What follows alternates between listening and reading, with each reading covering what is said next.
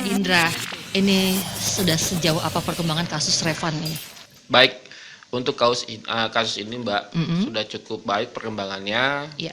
dan ini juga atensi dari pimpinan saya yaitu Pak Kapolda, Mhm. dan tinggal tunggu kita kasihkan berkas ini ke kejaksaan Mbak. Ya. Ya, Mhm. Baik, kondisi anaknya sendiri, Revan ini seperti apa sampai hari ini, Pak? amin, alhamdulillah untuk kondisinya berangsur-angsur baik Mbak, dan namun badannya ada sedikit Heeh. agak lama untuk disembuhkan, apalagi ada lebam-lebam di daerah rusuknya. Ya. Itu perlu perhatian khusus orang-orang rumah. Jadi setiap mau tidur kita balurkan obat ya, Iya, penghangat iya. seperti balsem atau minyak kayu putih gitu Mbak. Seperti apa pelaporan kasus ini sampai akhirnya dilaporkan ke pihak yang berwajib? Bagaimana kronologinya, Pak Indra? Jadi gini Mbak, Mm. pada saat ayahnya mencabut kuku Repan, Oh, oke. itu ayahnya mengalami stunting tinggi sehingga mengambil kampak. Wow. Ya, jadi kampak ini saya tanya sama orang tuanya ingin putuskan kakinya. Ya, Maaf, ini kejadiannya kapan, Pak? kejadiannya itu sebelum Repan dibuang. Mm-mm, Nah, gitu ya. Jadi ayah ibunya melihat papahnya mau putusin kakinya, diambil Repan. Repan diambil, selanjutnya dilarikan naik motor. Iya, iya. Maksud ibunya, Repan ini mungkin mau ditaruh ke saudara-saudaranya. Tapi karena ibunya itu bingung ya, dan ada batas waktu keluar dari perusahaan karena ini COVID, dikasih waktu cuma 2 jam. Oke. Dia bingung, habis waktunya ditaruhlah Repan di pom bensin ya, di Falas. Iya. Ibunya kembali, tetapi ibunya tuh was-was dengan anaknya ditinggalkan begitu saja, dan Repan nangis waktu itu dengan luka-luka luar biasa. Kembali lagi ke Falas, Iya, iya. ternyata Repan udah nggak ada. Gitu, Repan udah nggak ada, ibunya bingung ya kan, dan dapat kabar Repan ini ditemukan oleh polisi dan penduduk. Gitu loh Bu. Dari diselamatkan sama anggota saya, Polres Kuras, ibunya ke sana dengan ayahnya. Gitu. Apa sih yang dilakukan oleh Revan ini sampai dia harus mendapatkan perlakuan cukup keras dari ayahnya ini? Ya, Revan ini anak yang unik Bu. Ya, Ya, seperti saya apa? sudah 2 minggu bersama Revan. Revan ini memiliki pergerakan tubuh yang beda dengan ada anak yang seumur dia. Bahkan pola pikirnya aja itu berbeda. Ya. Dan dia memiliki suatu keberanian yang tidak dimiliki oleh seumur dia. Oke. Contoh ya, dia kelas 2 berani berantem dengan kelas 6 SD. SD. Ya. Terus keduanya dia berani malak anak-anaknya, teman-teman dipalakin semua, dimintain duit dipajak gitu kan ya. Tetapi dari duit itu sudah saya pelajari, ternyata dia bukan mengambil untuk memilikinya, tetapi dia mengambil ini karena dia mungkin suka dengan tantangan-tantangan. Oke. Ini pernah kejadian nih Bunda, ya, kejadian di Pekanbaru, saya dengan sama istri saya, kebetulan saya dipanggil Pak Kapolda karena ada Fitcon, saya kembali ke Polalawan, jadi keluarga masih di Pekanbaru, Revan tinggal di rumah saya, tepatnya di komplek polisi. Istri pergi, Revan dengan ajudan dengan Bibi bingung, ada mobil-mobil yang bagus, Iya, iya. mobil-mobil yang baru, gede, bagus, tanya Revan ini dari mana? Nemu, ngomongnya. Nemunya di mana? Ternyata rumah anggota saya dinaikin sama dia. Lewat. Jadi rumah anggota itu kosong. Oke. Dia tadinya dia mau ngambil jambu di belakang, lihat genteng itu kosong, dia lompat masuk ke dalam, ambil itu mobilan. Ternyata mobilan itu emang tidak dimainin, Pak Ketum. Enggak dimainin, cuma ditaruh aja di meja. Nah, saya tanya, Revan ini kamu main? Enggak. Terus kamu ambil buat apa? Nemu. Mungkin dia ini mencuri, saya bilang. Iya, Dia iya. diam aja. Nah, dari kesimpulan itu saya mungkin bisa mengatakan bahwa Revan ini suka dengan tantangan-tantangan yang luar biasa, sehingga dia melakukan tantangan ini berhasil, mungkin dia senang. Tetapi barang ini nggak dimainin Bu, enggak. Dia hanya diambil, ditaruh, dah selesai. Iya, Gitu. iya. Dilepas gitu aja, dia main dengan yang lain gitu. Nah, itu dia. Ini Revan usianya masih berapa tahun ini? 8 tahun. Bahkan belum 10 tahun ya? Besok 9 tahun. Besok berulang tahun. Jadi ya. dengan Pak Ketum memberi penghargaan terhadap anggota saya nggak tahu nih dilalah kok bareng dengan Revan untuk ulang tahunnya. Iya. Besok ya. Besok. Iya, mudah-mudahan ini bisa menjadi semacam apa ya, healing ya. Ya. Untuk Revan karena memang pasti trauma psikis ya. Fisik pasti, tapi fisik pasti, psikis ini yang lebih lama ya healingnya ya. Ini mudah-mudahan bisa buat Revan agak sedikit terobati ya. Baik. Nah, ini sudah dijelaskan oleh Pak Kapolres. Saya mau coba tanya ke Pak Aris. Nah, ini seperti apa peran dari Komnas Perlindungan Anak terhadap kasus Revan? Dan saya pengen tahu juga ya, dan mitra kota di rumah juga pasti pengen tahu, sampai Pak Aris Merdeka Sirait itu datang ke Pekanbaru Riau ya, karena kasus Revan. Sespesial apa sih kasus ini, Pak Aris? Iya, jadi ini kasus banyak terjadi yang sama. Iya. Tetapi ini seperti yang diceritakan Pak Indra itu, ini ada pada Revan. Oke. Dan peristiwa ini nggak boleh dibiarkan. Betul, pasti. Karena catatan Komnas Perlindungan Anak, kasus-kasus kekerasan yang terjadi di Indonesia itu justru dilakukan oleh orang terdekat. Orang terdekat, betul. Baik itu kekerasan fisik, apalagi kekerasan verbal yang sifatnya merendahkan martabat ya. Katakanlah mengganti nama dari yang begitu baik tetapi berubah menjadi merendahkan martabat. Itu kekerasan verbal ya. Lalu kemudian juga di Riau ini kasus-kasus kejahatan terhadap anak termasuk kekerasan itu adalah sangat tinggi kekerasan seksual. Iya, betul. Catatan Komnas Perlindungan Anak untuk Provinsi Riau itu ternyata laporan-laporan ada di masyarakat itu bisa dikonfirmasi saya kira ke masing-masing Polres yang ada di wilayah hukum Riau. Itu 52% didominasi oleh kekerasan seksual dan dilakukan oleh orang terdekat. Itu yang mendorong kita, bukan berarti di daerah lain tidak ada, tapi untuk kasus Revan ini adalah kasus yang harus betul-betul dipublikasikan supaya kekerasan itu tidak terjadi lagi seperti apa yang dialami oleh Revan itu. Catatan dari Pak Indra ya, saya kira yang mendampingi secara intensif, ini harus menjadi pelajaran. Betul. Kita harus sungguh-sungguh memahami keberadaan apa yang ada dalam diri si Revan. Betul. Karena itu dunia anak-anak. Kalau tidak begitu, Revan bukan anak-anak.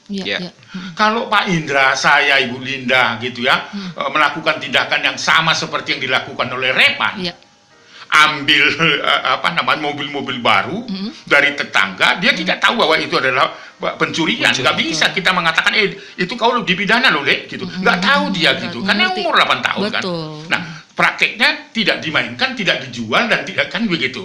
Nah, ini kan keunikan. Itulah yang faktor-faktor mendorong selain angka di Provinsi Riau, kasus kekerasan yang belum secara signifikan terukur penyelesaiannya, itulah yang mendorong kita datang ke Riau itu. Secara khusus saya tentu senang sekali ketemu dengan Pak Kapolres, Pak Indra.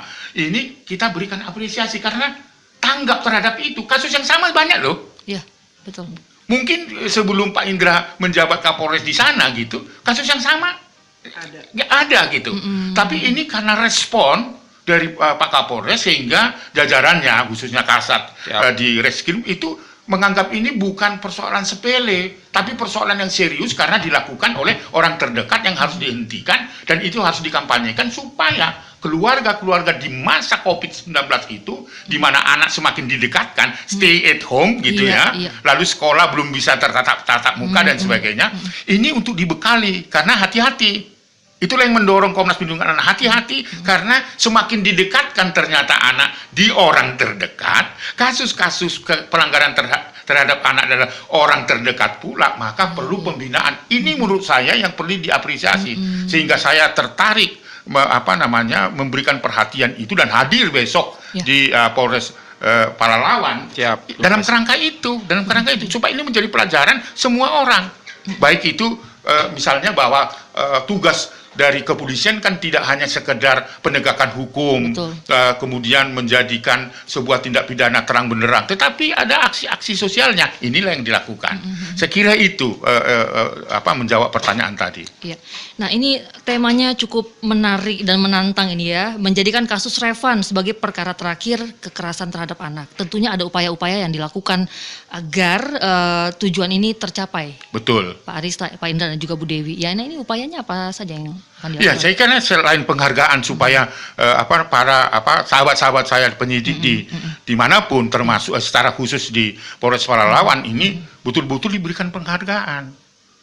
Karena perlu juga penyidik ini diberikan penghargaan itu bukan hanya karena penegakan hukum saja, tapi memberikan perhatian karena risiko-risiko itu terjadi juga di keluarga Polri. Betul. Nah, jadi supaya antisipasi seperti itu. Nah, yang langkah kedua tentunya ini harus menjadi pelajaran publik khususnya di Provinsi Riau. Dan harus diikuti juga polres-polres lain, gitulah. Dan ini saya kira harus diapresiasi. Lalu kemudian tentu Pak Kapolda juga harus memberikan perhatian dan atensi terhadap para kasat-kasat yang ada yang dikoordinasi oleh Polres masing-masing di wilayah hukum Provinsi Riau. Lalu yang berikut tentu ini harus menjadi pelajaran untuk tidak lagi terjadi kasusnya Revan ini. Bagaimana caranya? Saling membangun bahu-membahu untuk memberikan kepedulian dengan itu. Dengan apa caranya? Bangun gerakan perlindungan anak sekampung. Tadi Ibu Dewi sebelum hadir di tempat ini bercerita, ada kelalaian masyarakat yang tidak memberikan perhatian terhadap perkembangan anak-anak di sekitarnya. Iya, padahal masalah kekerasan terhadap anak ini tanggung jawab kita semua sebagai masyarakat, seluruh stakeholder begitu. Oleh karena itu tidak boleh dipersalahkan begitu saja karena itu dunia anak gitu loh. Betul. Kita pahami dulu baru kita simpulkan bahwa anak ini perlu apa misalnya kan? Perlu intervensi kah? Perlu apa? Dan ada kebutuhan karena setiap anak punya karakter yang berbeda-beda. Katakanlah adik-adiknya atau kakak-kakaknya atau saya tidak tahu apakah si Revan ini adalah yang lebih lebih tua dari 3 anaknya misalnya kan. Ibu dan ayahnya itu harus memahami 3 anak itu pasti 3 karakter. Betul. Kalau kita bisa memahami itu, kekerasan tidak ada lagi. Benar. Karakternya anak ini belajarnya lari ke sana sambil baca buku tidak baca buku tapi pegang buku, tapi dia anak pintar di sekolah. Iya. Tapi ada anak yang kedua hormat, habis mandi duduk sisiran, lipat tangan, belajar, tapi nilainya 0. Betul. Tapi ada anak yang naik ke sana, lari ke sana, kadang nggak sopan kalau dipanggil bapaknya juga nggak nyaut. Anak pintar. Itu kan berarti karakter. Harus dipahami itu. Tapi kalau ibunya lari sana, lari sini, naik ke tempat tidur, itu bukan anak-anak ya Pak Indra ya. Kelainan. Itu dia. Jadi artinya apa yang saya sampaikan, pahamilah karakter anak itu. Jadi untuk pendengar Barabas, harus pahami anak itu. Betul. Jangan serta-merta terus langsung otoritas kita yang muncul, anak ini harus patuh terhadap ajaran atau perintah dari orang tua. Padahal anak menolak. Oleh sebab itu selalu saya kampanyekan dengan kasusnya Revan ini, mari kita rubah paradigma pola pengasuhan yang otoriter menjadi dialogis. Pahami apa yang ada pada Revan. Pak Indra aja bisa pahami, kenapa orang tua tidak? Kalau yang dilakukan oleh Pak Indra itu menarik loh. Sangat-sangat menarik karena memahami dunia anak ini. Betul, itu memang harus dilakukan ya. Seharusnya kan sudah marah kan ini. Iya. Mencuri barang dari anggotanya gitu. Tapi tidak, tapi ini ada apa? Jadi sering pelajaran kan, karena jawaban Revan itu pas. Enggak dia jual kok. Betul. Ya. Tapi ada kepuasan psikologis ketika dia terutang tidak mendapatkan itu karena bapaknya dari keluarga miskin misalnya. Betul. Kan gitu. Iya. Nah, Bu Dewi, untuk di Riau sendiri seperti apa sih kasus kekerasan terhadap anak ini, terutama di masa pandemi beberapa bulan terakhir ini ya, hampir setahun loh.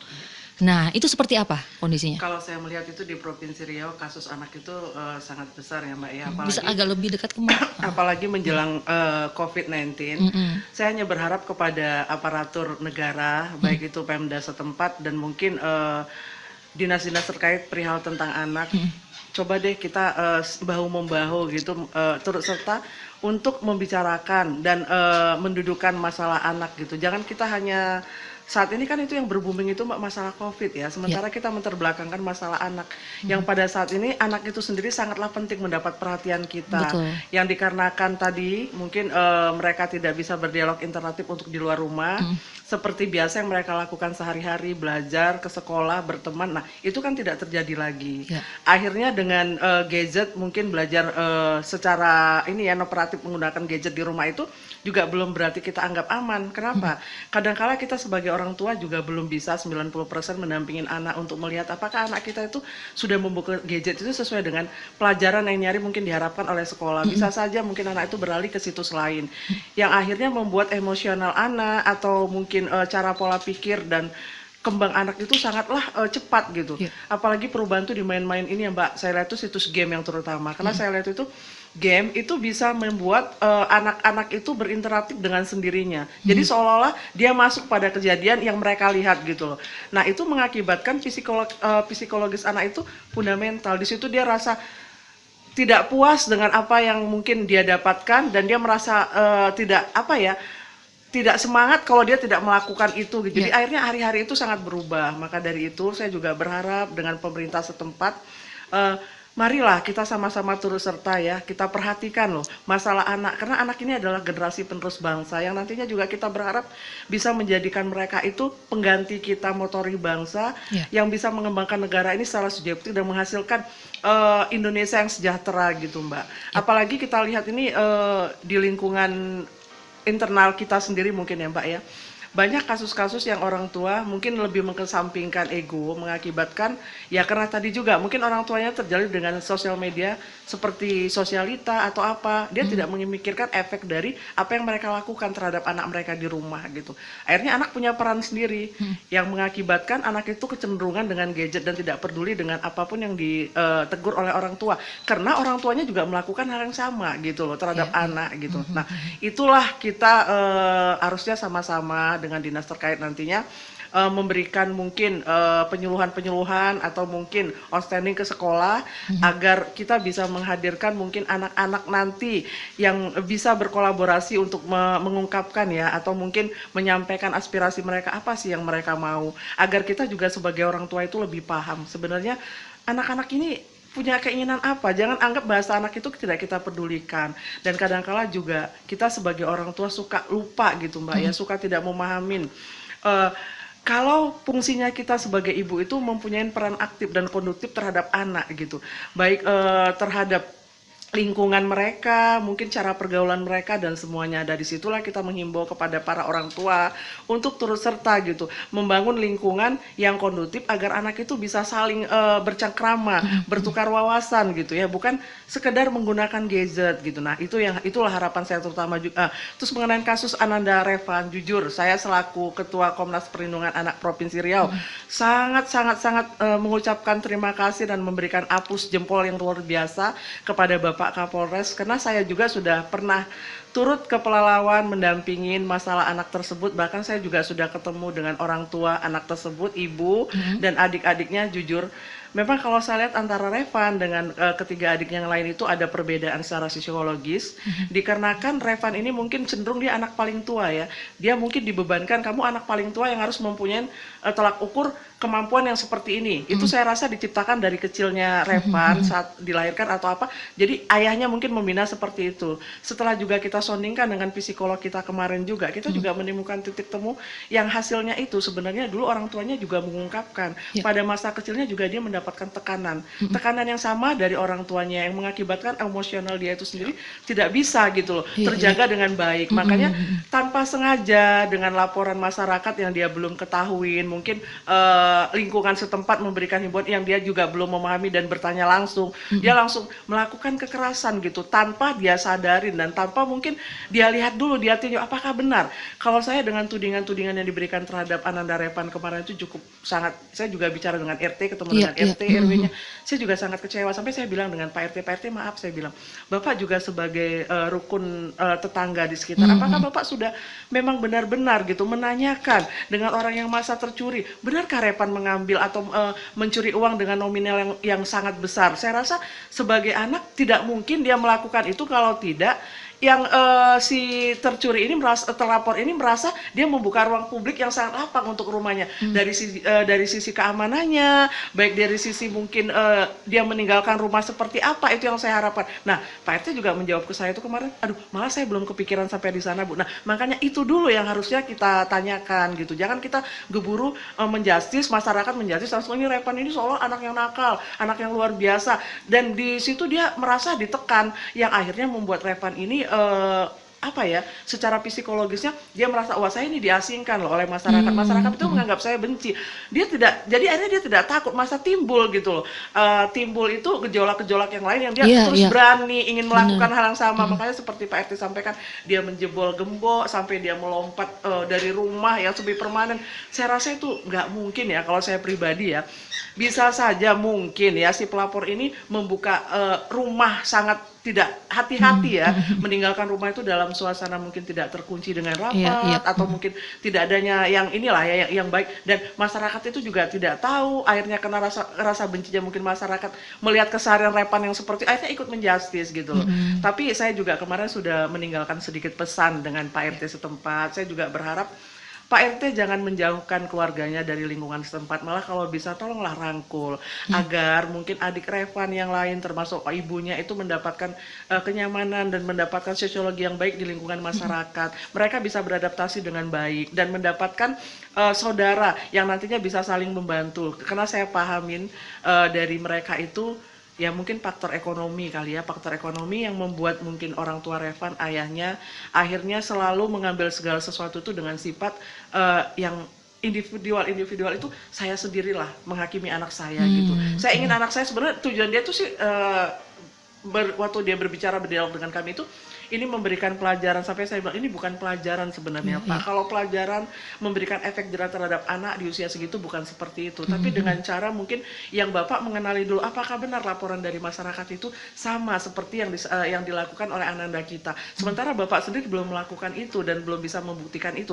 Tapi kenapa Bapak berani gitu mengambil sikap yang sejauh itu? Jujur saya juga melihat kemarin itu Ananda Revan, walaupun dia sudah tersenyum di rumah Pak Kapolres ya, saya yakin Pak Kapolres bisa merubah Revan itu menjadi anak yang mungkin ini ya Pak ya, lebih baik, dan sebagai inilah anak yang penerus bangsa yang lebih baik karena keinginan Revan dengan kepintaran Revan gitu. Hanya saja saya sebagai perempuan itu menyesalin perbuatan ibunya yang tadinya dia sebagai orang tua tidak bisa juga menjembatanin agar ayahnya tidak melakukan kekerasan, tapi mungkin dikarenakan suatu faktor yang kita tidak tahu. Ya saya juga berharap ke depan nantinya adik Revan yang lain itu juga mendapatkanlah figur mungkin orang-orang yang akan mencintai dia seperti Pak Kapolres mencintai abangnya ya, biar mereka juga terdidik dan terjaga dengan baik. Begitu ya Mbak ya. Begitu juga Pak Aris Merdeka Sirait, saya juga berharap dengan Pak Ketum nantinya pada saat kita di Polres Pelalawan, tolonglah Pak dihimbau agar kasus-kasus kekerasan yang lain itu dapat kita selesaikan, dan ajaklah ke polisi itu menjadi mitra kita yang baik, bukan musuh untuk kita. Karena kita berharap dengan adanya kasus-kasus kekerasan yang terjadi di Provinsi Riau ini, itu jangan terulang kembali. Mungkin di tahun yang akan datang kita menciptakan bagaimana ruang gerak anak, yang anak itu bisa secara bebas mendapatkan perhatian publik dengan baik lah gitu, tapi tanpa kekerasan. Makanya saya mengajak Pak Aris nantinya juga untuk menyampaikan kepada Pak Kapolda atau tolonglah mana kasus-kasus yang tadinya itu yang berkaitan dengan anak yang belum terselesaikan dengan tuntas, kita selesaikan bersama-sama, kita cari titik temunya agar orang tua yang merasa menjadi korban anaknya atau mereka memiliki kesenangan sendiri dan memiliki kebahagiaan tersendiri untuk dirinya. Saya rasa demikian ya Mbak ya. Kita sih berharap Pak Indra bisa jadi role model ya. Itu pasti Mbak, yang saya harapkan begitu. Makanya saya kemarin itu sempat me-WA ajudan, saya sampaikan ke ajudan, maaf Pak ajudan tolong tolong bisikan dengan Pak Kapolda kalau bisa, tolonglah masing-masing dari perwakilan Polres yang ada di Riau untuk hadir pada saat nanti tim Komnas Perlindungan Anak Provinsi Riau ingin menyerahkan piagam kepada jajaran Kapolres Pelalawan. Kenapa saya bilang inilah salah satu contoh Polres yang bisa mengapresiasikan secara langsung bagaimana mereka menyelesaikan kasus-kasus anak. Dan saya juga mendukung Pak Indra dengan sekarang ini untuk persiapan pembangunan ini ya Pak ya, PPA, ruang PPA. Saya juga bilang dengan Pak Indra, kasih nanti ruang konseling buat anak, taman bermain anak, agar pada saat orang tua melaporkan kasus anak ada ruang konseling yang nantinya akan anak itu bisa berinteraktif dan di situ didampingin oleh psikolog. Nanti psikolog akan melihat dengan cara anak ini bermain, kita akan tahu, oh ini anak ini cenderung seperti ini, makanya dia terjadi seperti ini. Jadi ada gitu titik temu yang bisa terselesaikan gitu ya. Kita juga menghimbau nantinya kepada Pak Indra untuk mengajar rekan-rekan yang lain nih. Ayo loh seperti saya berpacu tangan kita menyelesaikan, bukan berarti kita menyelesaikan masalah anak menjadi viral seolah kita ini salah, kita tidak. Itu salah satu contoh yang baik. Kenapa saya katakan yang baik? Itulah nantinya yang menjadi fundamental untuk memperbaiki akhlak baik sosiologis anak gitu, menjadi yang mengedepankan mereka menghasilkan bibit-bibit yang baik untuk generasi penerus bangsa yang akan datang gitu loh Mbak. Itu pokoknya saya jujur Mbak ya, saya selaku ibu sekaligus Ketua Komnas Perlindungan Anak Provinsi Riau mengucapkan sangat-sangat terima kasih kepada Pak Kapolres yang telah mendidik Revan dan mau mengambil Revan sebagai anak asuh. Saya juga kemarin berbicara dengan Pak Ketum, kita harus memotivasi Pak Indra, mendukung Pak Indra agar Kapolres-Polres lain juga mengikut jejak seperti yang Pak Indra lakukan. Revan ini sekolah ya? Sudah sekolah. Oh, sempat waktu kasus kemarin ini ya stop sekolahnya? Enggak, sekolah. Karena ini masih internet. Iya. Oh, masih daring ya. Oh iya. Baik, nanti kita masih akan lanjutkan Mitra Kota ya, berbincang terkait dengan kasus Revan ini dengan tema menjadikan kasus Revan menjadi kasus terakhir kekerasan terhadap anak. Jangan kemana-mana, tetap di Barabas 975. Kita masih dengan 3 narasumber kita ya, Bapak AKBP Indra Wijatmiko selaku Kapolres Pelalawan, ada Pak Aris Merdeka Sirait juga Ketua Komisi Nasional Perlindungan Anak Indonesia, dan Bu Dewi Arisanti selaku Ketua Komisi Nasional Perlindungan Anak Provinsi Riau. Baik, Anda masih bisa berinteraksi di line telepon, SMS juga WhatsApp di 0822-8504695. Indi Simorangkir masih bersama Anda di Special Talk Show siang ini. Baik, tadi ada Pak Muklis yang coba menghubungi kita. Kira-kira apa yang mau ditanyakan? Silakan Pak Muklis ya. Mohon maaf tadi tidak sempat dijawab karena Bu Dewi masih berbicara. Silakan di 0822-8504695. Jadi Mitra Kota mungkin ada yang bingung, ini Revan kenapa sih kasusnya apa? Jadi ini kekerasan yang dilakukan. Oke, saya coba ke Pak Muklis dulu. Halo Barabas, selamat siang. Selamat siang. Selamat siang Pak Kapolres dan Bu Dewi. Selamat siang. Saya dari pengamatan saya, dari apa yang sudah dia lakukan dan pernah kasih ceramah di depan para psikolog, kan baru ini, saya katakan kenakalan remaja itu adalah kenakalan orang tua. Saya bilang, mau buktikan boleh, saya bilang. Contoh, itu tidak hanya orang-orang miskin, orang susah anaknya yang nakal. Malah orang-orang yang kaya dan berada itu paling banyak datanya anak nakal. Contoh, ya, kita, maaf kalau saya bicara agak napa nanti, bukan porno, saya itu yang apa saya alami dan saya teliti bersama Pak almarhum Sarlito Wirawan dulu. Saya katakan, pada umumnya, ya maaf saja, ada orang yang anaknya itu di luar nikah, satu. Yang kedua, ada orang anaknya dia membuat anak, maaf, tidak memakai, kita katakan saja yang paling mudah, Bismillah. Ya, tidak berdoa, Bismillah. Anaknya lahir dan dilahirkan tidak diazan atau tidak dikamatkan Islam ya. Sudah itu, anaknya dibesarkan dari uang yang tidak jelas dari mana datangnya oleh orang tuanya. Nah, dari mana mau kita harapkan kebaikan kalau dia besar? Itu data, Bu. Data sebelumnya bersama dengan Pak Almarhum Sarlito dulu. Nah, jadi itu yang sekarang kita lihat. Akhirnya mereka apa yang kita harapkan sudah besar, karena di dalam tubuhnya mengalir darah-darah haram menurut Islam ya.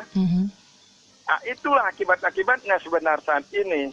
Kalau kita lihat data dari tahun 2000 ke atas, itu korupsi bukan main besar sekali. Orang-orang sampai hari ini, ya malah katanya tadi saya dengar lagi tentang Kopik, lagi dikorupsi juga. Nah, itu kan paling sulit nanti sebenarnya negara kita ini. Kalau itu makin bertambah banyak, bagaimana anak-anak itu yang kita harapkan? Ya, tapi yang baik-baik itu pasti dia baik. Dia nakal itu kena lingkungan saja, atau teman, padahal dia memang turunan orang baik-baik. Itu pasti dia kembali. Katanya dalam hukum, bapak itu bisa tumbang tidak langsung rebah, tapi mereng. Nanti akan naik lagi dia. Begitu dalam hukum. Terima kasih. Assalamualaikum. Waalaikumsalam Pak Muklis. Ya. Oke. Silakan mitra kota yang lain boleh menanggapi ya di 0822 8504 6975. Baik, tadi kita sudah cerita juga Pak Indra kondisi Revan ini ya. Jadi mitra kota kalau misalnya Anda yang bingung ini Revan kenapa ya? Kasusnya apa sih? Jadi mungkin Pak Indra bisa ceritakan secara lengkap ya, ini karena ini ya kalau menurut cerita yang saya dengar sih, yang saya baca, dia melakukan kekerasan terhadap adiknya. Ya. Kemudian ayahnya melakukan kekerasan fisik.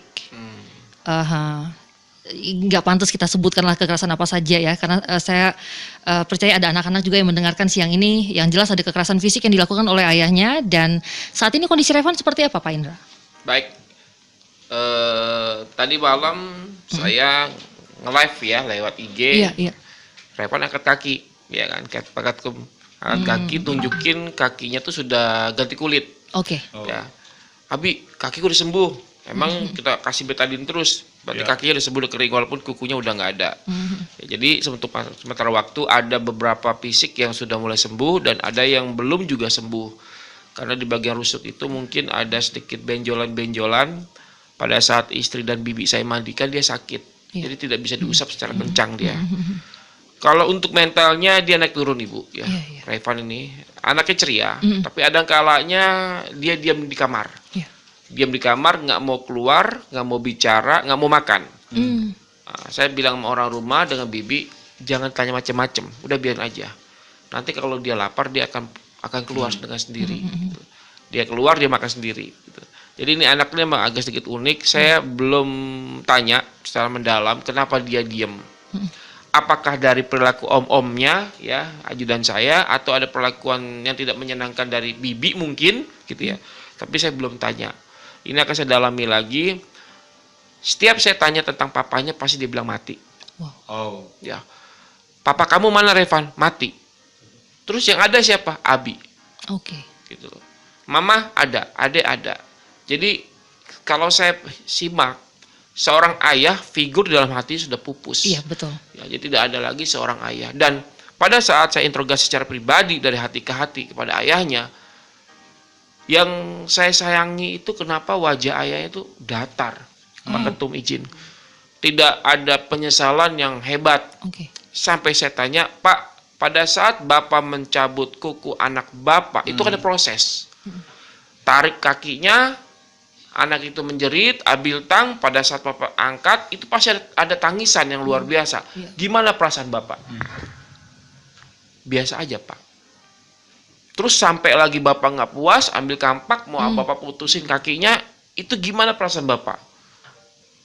Ya karena anak ini udah terlalu nakal, Pak.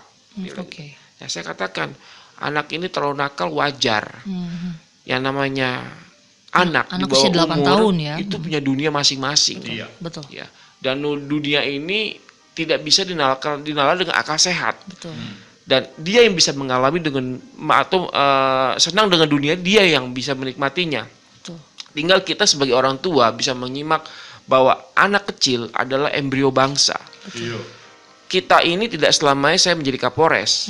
Pak Ketum juga mungkin nggak selamanya. Pasti ada regenerasi nanti ya. Pasti ada masanya. Betul. Nah, masanya itulah mereka ini. Betul. Dan jujur ya, yang memiliki EQ tinggi bukan dimiliki oleh anak-anak yang mampu saja. Tetapi orang-orang yang mampu banyak EQ tinggi. Didik itu, saya bilang kepada bapaknya, Pak ini Reva ini punya luar biasa, Pak belajarnya jelek Pak, 6 apa 6 kok nggak 7, 6, 7. Saya tanya sama gurunya, emang nilainya jelek, tapi pas lihat rapotnya lumayan bagus Bu, ada 8, 7, 8, 7. Berarti kan anak ini ada perkembangan pengetahuan yang bagus. Dia nggak bisa belajar karena tekan-tekanan. Gitu. Ya kan? Dia Pak Indra, Revan ini punya sesuatu yang lebih Pak, tapi negatif kata gurunya. Apa itu? Dia bisa menguasai kelompok. Dia bisa menguasai kelompok. Bahkan teman-temannya itu dikuasai semuanya. Bahkan dia jadi tuh, ketua dia geng. tuh jagoannya gitu. Bahkan dia duduk pun nggak ada yang berani sama dia.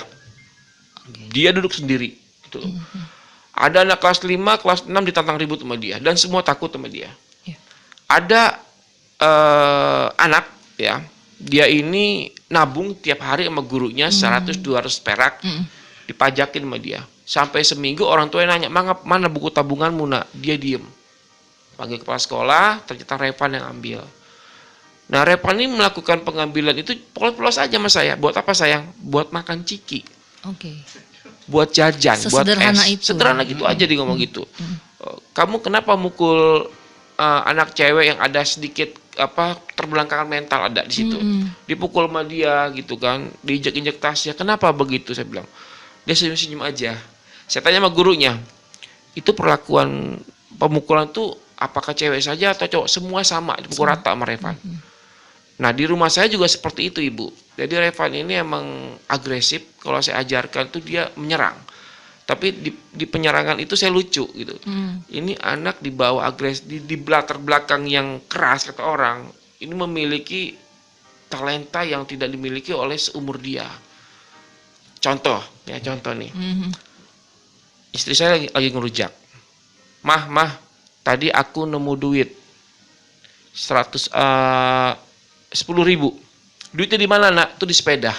Bi ambil duitnya Bi. Dicari di sepeda nggak dapat. Nggak ada ya? Nggak ada. Di spakbor pun nggak ada. Ternyata Revan ngomong apa?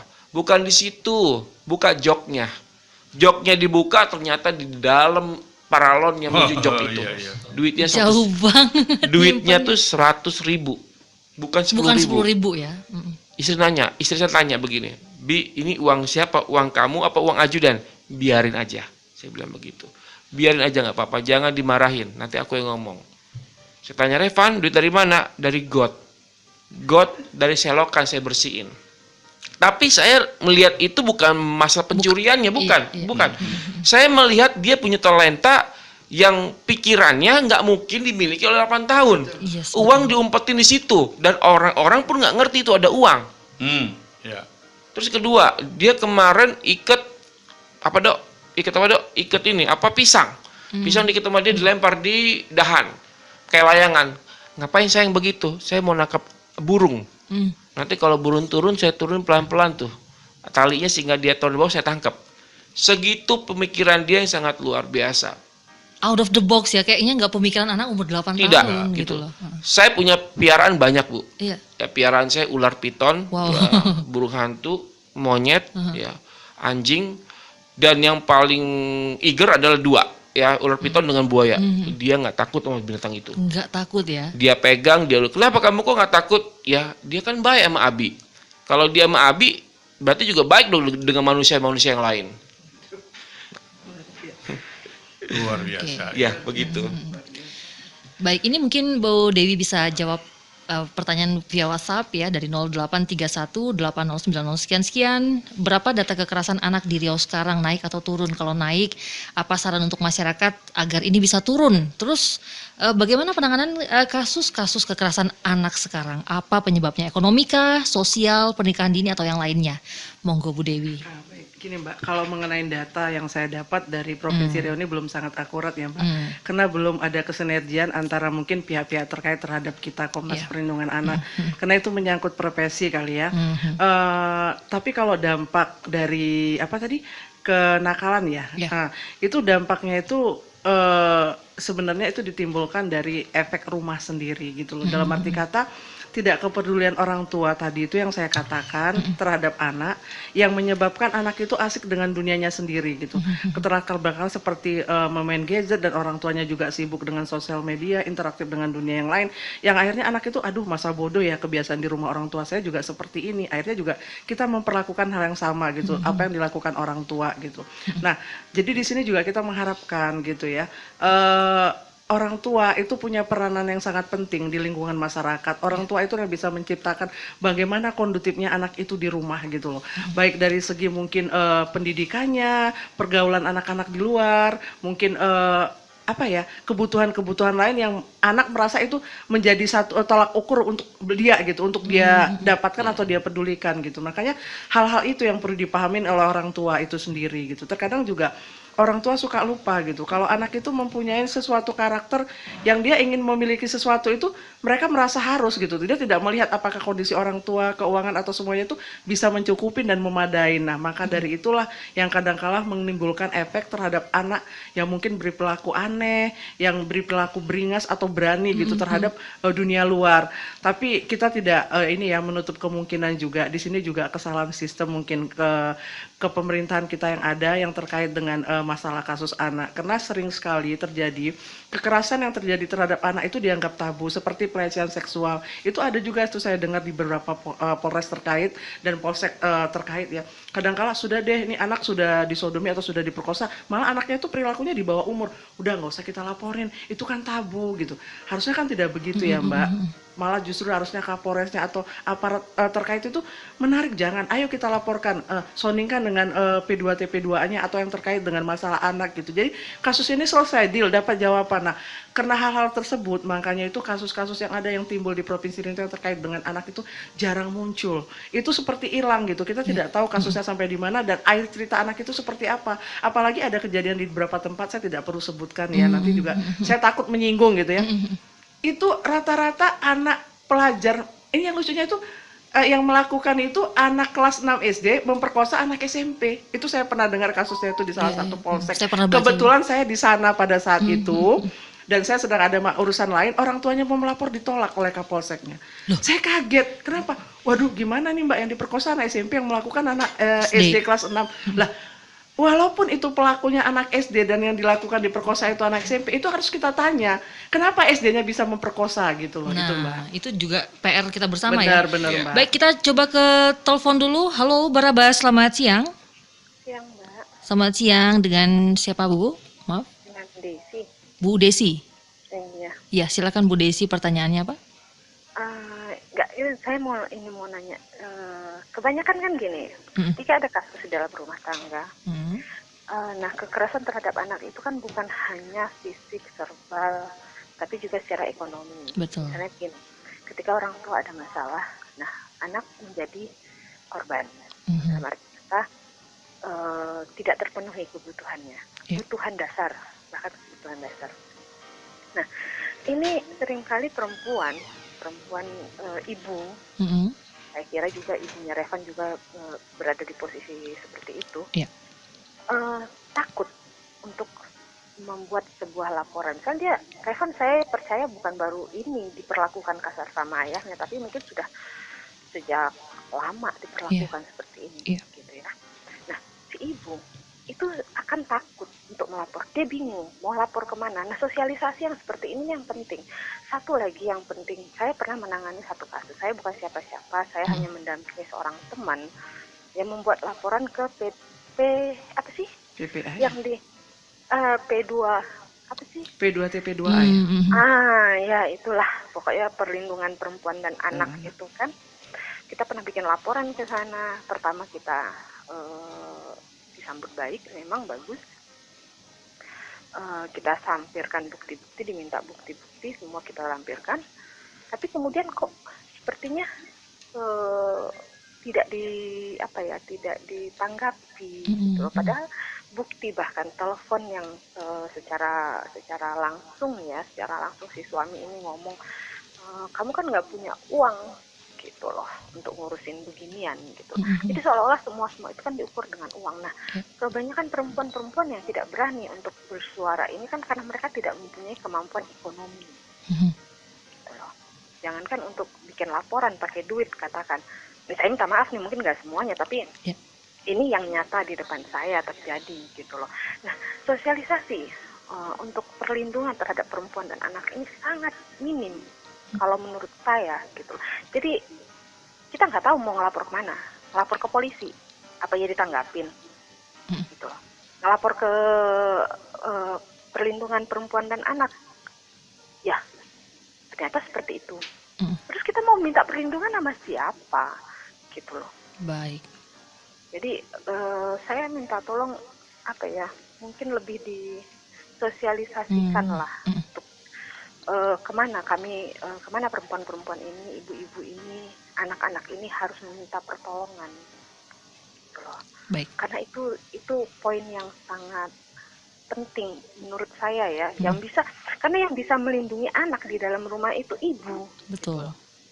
Itu orang lain nggak bisa ikut campur kan. Ketika orang lain, misal tetangga saya melakukan kekerasan terhadap anak, saya masuk misalnya, saya yang dimaki, kan begitu. Betul.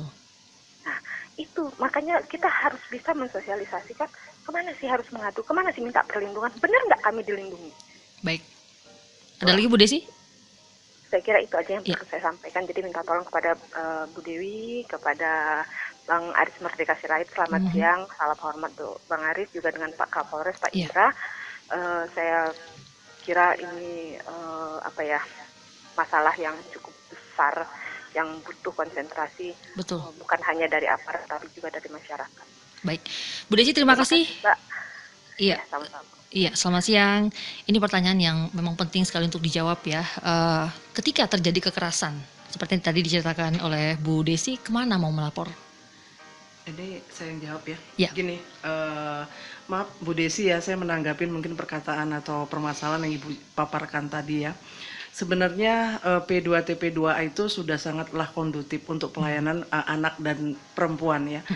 Cuman mungkin karena sistem yang ada di Provinsi Riau yang menyebabkan mungkin sistem itu terbentur. Terbentur itu dalam arti kata penyelesaian kasus itu tidak pernah selesai sampai ke akar-akarnya, hanya sampai di situ. Karena kita juga kurang paham ya, sistem di pemerintahan ini apakah penyelesaian kasus itu memang seperti itu atau memang ada titik temu dan titik terangnya.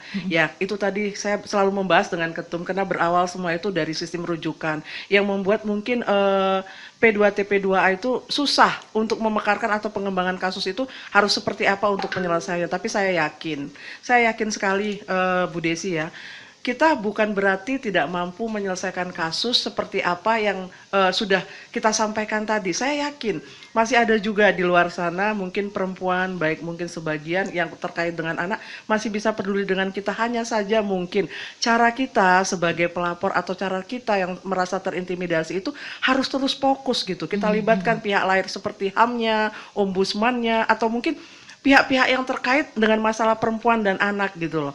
Kalau kami di Komnas Perlindungan Anak Provinsi Riau itu hanya terkait dengan anak, tapi bukan berarti kami juga tidak memikirkan gitu sosiologi orang tua gitu, dampak dari orang tua. Memang banyak yang terjadi di Provinsi Riau ini akibat faktor perceraian yang mengakibatkan kadangkala itu suami lupa memiliki tanggung jawabnya terhadap anak. Dia menganggap biarkan saya memberikan pelajaran kepada istri saya supaya dengan saya ceraikan dia mandiri, bisa nggak dia sanggup memelihara. Itu sebenarnya hal yang salah. Secara tidak langsung dia sebagai kepala keluarga itu menciptakan hubungan yang nantinya akan tidak baik terhadap anak itu sendiri dan terhadap mantan istri. Nah, inilah yang kadangkala kita suka lupa dari pihak-pihak Komnas, baik mungkin pihak kepolisian yang selalu menyelesaikan kasus, mereka tidak menitik temukan dulu antara ibu dengan bapaknya. Itu yang paling penting. Biar mereka bicara dari hati ke hati apa kesimpulannya, yang nantinya juga polisinya, baik PPA-nya itu bisa mengambil kesimpulan dan bisa menyelesaikan. Ini loh, ini seperti ini. Nah, itu tidak akan berimbas nantinya terhadap anak gitu. Tapi kalau ini tidak ada penyelesaian yang saya lihat sekarang ini ya, seperti mungkin ini ibunya cerai karena ibunya tidak mendapatkan bantuan ekonomi atau apa, dengan yang mungkin ibunya tidak punya penghasilan. Kalau seorang ibunya yang kuat bisa menjadi Wonder Woman gitu. Kalau ibu yang tidak mampu apa-apa, yang ada apa Mbak? Kadang-kala kasihan, mungkin ibu itu juga menjual diri. Yang ada kadang anaknya juga sudah melihat kebiasaan, malah kadang-kala bukan itu, mungkin fitnaan dari si ayah yang ibu kamu, itu kadang-kala itu pasti terjadi dan muncul. Itu juga saya sudah melihat banyak di beberapa masyarakat yang terjadi, malah bukan masyarakat Mbak, jujur 90% juga di kepemerintahan itu banyak terjadi Mbak, yang selama ini itu dianggap hal biasa. Pemerintah itu tidak menganggap sistem itu yang harusnya diperbaikin. Dengan terbenturnya perbaikan sistem pola cerai pernikahan atau apa itu sebenarnya bisa memperbaikin bagaimana negara itu menjadi lebih baik gitu loh. Nah ini yang kadangkala tidak diperdulikan oleh negara, Mbak. Saya tidak berkatakan hanya pemerintah setempat ya, tapi negara. Karena mungkin negara sibuk membahas hal-hal yang lain itu dianggap tidak terlalu penting gitu ya, Mbak. Padahal ini sebetulnya seperti kata Bu Desi tadi, ini masalah yang cukup penting dan harus ditanggulangi segera ya. Dan kita sih berharap Pak Aris ini mungkin tindakan preventif yang lebih diutamakan ya. Jadi jangan sampai ada revan-revan lain yang mengalami hal serupa. Iya, gitu. jadi saya kira untuk Ibu Desi tadi ya, Iya. urusan dan tanggung jawab melindungi anak itu ada 4 pilar ya, supaya Ibu Desi juga masuk dan terlibat di dalamnya. Pertama, tanggung jawab perlindungan anak. Ketika kita mengetahui ada persoalan-persoalan anak di mana anak itu membutuhkan pertolongan, fungsi keluarga harus melindungi itu. Ya. Orang tua tidak boleh melakukan tindakan apapun. Betul. Harus memahami tentunya perkembangan dari masing-masing anaknya seperti apa yang dilakukan oleh Pak Kapolres gitu. Ya. Pak Kapolres saja bisa mengamati itu loh, gitu loh. Kenapa usia anak 8 tahun sudah melakukan tindakan seperti itu yang harus diketahui kita sebagai orang dewasa. Pilar yang kedua tanggung jawabnya adalah masyarakat. Ibu Desi bertanggung jawab untuk itu. Tidak ada alasannya untuk tidak melakukan intervensi terhadap anak yang kecenderungan mengalami kekerasan. Tetapi kita membiarkan. Undang-Undang Perlindungan Anak memerintahkan kita, Ibu Desi, saya, dan semua, Pak Kapolres juga, adalah jika melihat dan mengetahui ada bentuk kekerasan dan pelanggaran hak-hak dasar anak, maka kita harus melakukan intervensi itu. Karena Undang-Undang 35 tahun 2014, kalau kita mengetahui tidak melakukan tindakan preventif, tidak melakukan upaya-upaya penyelamatan dan perlindungan anak, kita ditempatkan dalam undang-undang itu ikut serta melakukan dan mendorong terjadinya pelanggaran terhadap anak. Itu fungsi dari masyarakat. Fungsi pemerintah, nah itu tadi Ibu Dewi katakan, bahwa pilar yang ketiga adalah fungsinya pemerintah. Pemerintah nggak boleh diam. Betul. Pemerintah tidak bisa hanya membentuk lembaga P2T, P2A lah, BPKB lah, Badan Pemberdayaan dan sebagainya. Oke aja, tetapi persoalannya bagaimana mengeksekusi tupoksinya itu penting. Supaya masyarakat, oh ini loh pemerintahku, gitu loh. Benar. Nah, oleh karena itu saya selalu membangun tanggung jawab pemerintah adalah membangun gerakan perlindungan anak di masing-masing kampung. Iya, iya. Kan menjaga anak itu harus dimulai dari kampung itu. Nggak boleh kita mengharapkan kampung orang lain. Itulah yang terjadi di pahlawan kasusnya Evan. Seolah-olah itu bukan tanggung jawab. Hati-hati Ibu Desi. Saya hanya ingatkan Ibu Desi juga harus bertanggung jawab terhadap gerakan ini bersama kita tentunya. Betul. Tetapi dengan tentu membagi peran sesuai dengan fungsi kita. Kan kita masing-masing punya talenta dan kemampuan. Yang terakhir, negara nggak boleh tidak hadir. Betul. Untuk perlindungan anak. Jadi kalau ada demonstrasi-demonstrasi yang kemarin melibatkan anak, itu harus hadir pemerintah karena tugasnya melindungi. Itu salah satu. Lalu kedua, pemerintah juga dalam rangka perlindungan anak, dia melahirkan undang-undang yang betul-betul bisa melindungi anak dan bisa menjadikan ini undang-undang sebagai basis untuk menegakkan hukum. Kalau nggak ada hukum, bagaimana Pak Polisi? Kan nggak mungkin. Berarti harus ada kan. Itulah fungsi negara. Gitu. Nah, fungsi pemerintahnya tadi yang saya katakan itu melaksanakan isi dari ketentuan produk-produk hukum yang dibangun oleh pemerintah. Ini belum berjalan dengan baik. Tetapi mau saya ingin katakan tadi, kemana kita mengadu ikan keluhan dari Ibu Desi. Karena ada 4 pilar itu, disitulah kita melakukan tindakan-tindakan nyata pada perlindungan anak. Oleh sebab itu tadi pagi, saya begitu gembira sekali karena sudah saya tunggu lama-lama bahwa di Provinsi Riau harus ada lembaga yang betul-betul komit, ya, betul-betul orang yang tulus memberikan perlindungan pada anak. Tadi pagi saya sudah lantik Komnas Perlindungan Anak secara resmi hadir di Provinsi Riau.